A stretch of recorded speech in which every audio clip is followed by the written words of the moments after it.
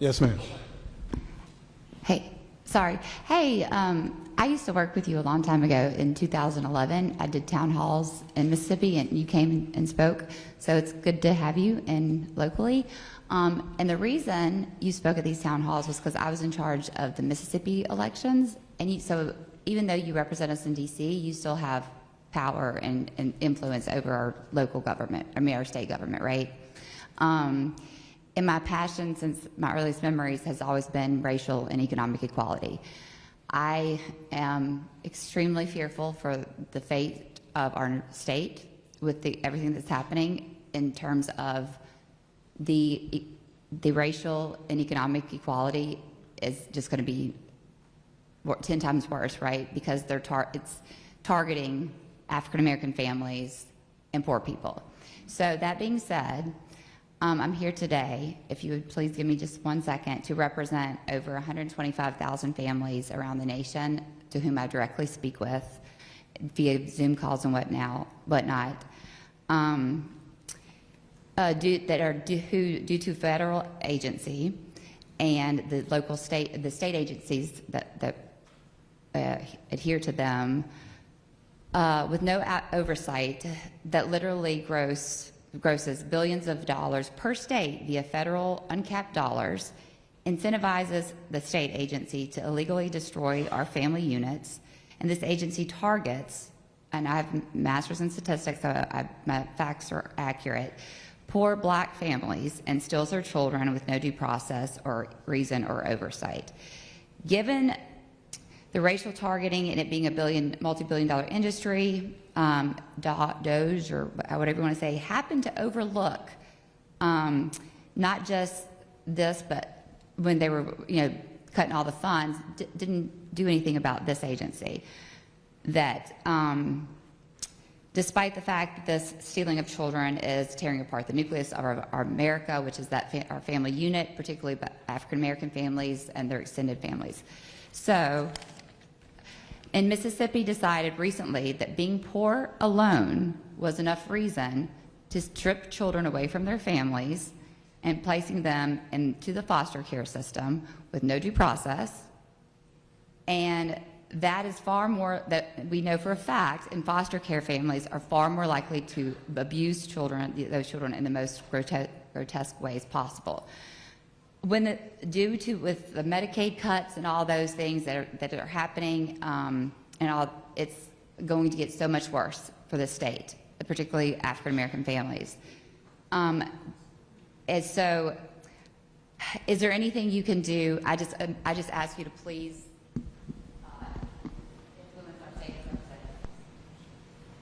Well, first of all, if you have individual cases that you'd like to make us aware of, we'll be happy to go through that process individually. If there's an agency that is outside the realm of what regulations call for, we'll ask for that investigation. But I want you to understand the times that we are in is when President Trump came into office, every major oversight agency, he took those folk out and put his people in.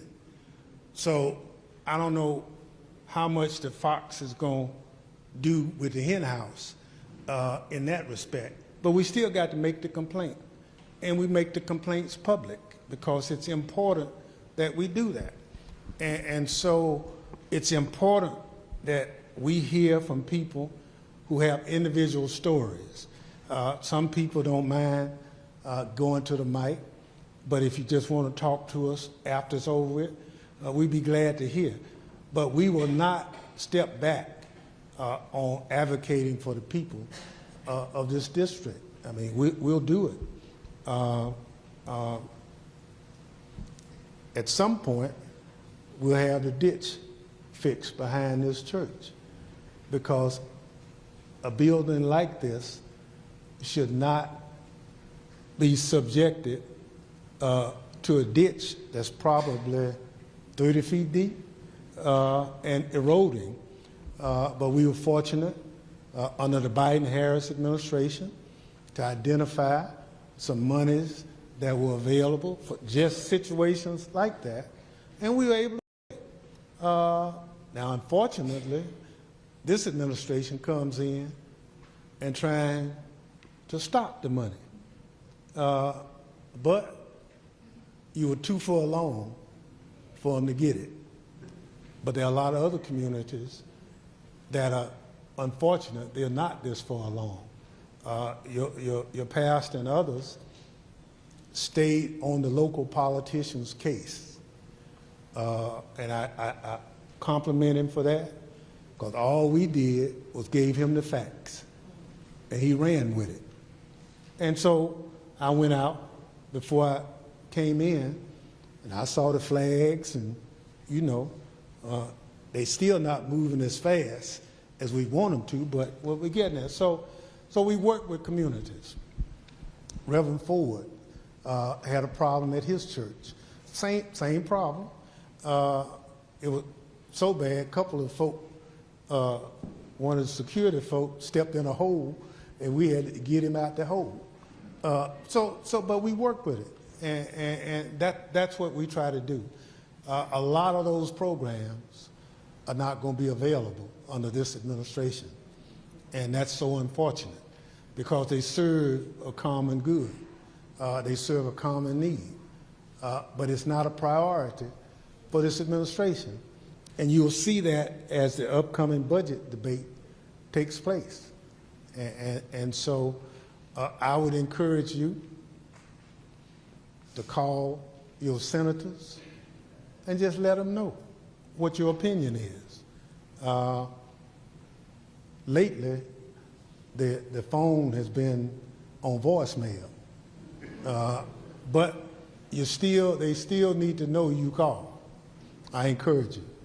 Yes, ma'am. First of all, Senator, I want to thank you for your leadership particularly during January 6th investigation. I'm sure I speak for everybody. This is the most distressing time besides the civil rights movement. I have thought about that. What was happening, that was worse. But this is horrifying, because it's like we're losing our country. What do you know from your experience is the most effective way we who want to reach the Republican representatives of this state? What can we do? I have demonstrated, I have called, I've written letters, but what gets them? There's no one size fit all. Look, you got a wonderful newspaper in this community. You ought to write letters to the editor, raising the issues of what's not being done. Most politicians will always tell you, now if there's anything I can do, just let me know. So I'm glad you said that.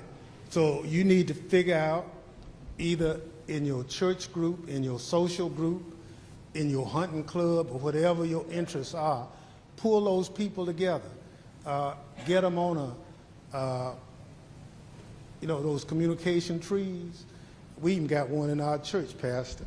When we want to communicate, we just boom, everybody get the message. Same Congress folk and senators get those same messages from people, and you need to say to them in so many words, we don't like that vote you've taken. And mind you, I started off saying, we're a needy state. It's nice to say we need to do for ourselves, but we're short. And we cuss the states that are helping us. California doesn't get back $2 for every dollar they send. They get back less than $1. Connecticut gets back less than $1. New York, Massachusetts, all those states that are blue states are the ones that are financing the red states' problems and supporting them. So we got to figure this out for ourselves. I encourage you to go to the PTAs and talk about legislation that's important for the children. Our teachers need to be organized. Our farmers need to be organized. Our senior citizens need to be organized. Look, those of you who are retired, you all have a little more time to put it together and pass it on. But it doesn't have to be complicated. Keep it simple. If you keep it simple, then the message will get over. You know, if you can play bingo and win, you can provide that message to the same people and move on. If Medicaid is cut like they're talking about, one of the largest companies that's going to be hit is nursing homes. Just about everybody in nursing homes is on Medicaid. Now, if you don't have anything, then if that person passes on, then there's no clawback provision on assets. But if I don't have a situation where I've already given my assets away, they're going to come back and try to get your house, your car, your savings account, and your land. That's called that clawback provision. But nursing homes make an awful lot of money out of taking care of senior citizens. If this budget goes through, that means if mama or daddy or grandmama or granddaddy is in a nursing home, in order for them to stay, you're going to have to pay more for them. And that's not what the program is designed. That's what we're saying. I'm not going to vote for the budget because it's projects like that that are being cut. And it's just not right. And so we'll continue to fight and push back on any of those cuts. Yes, sir.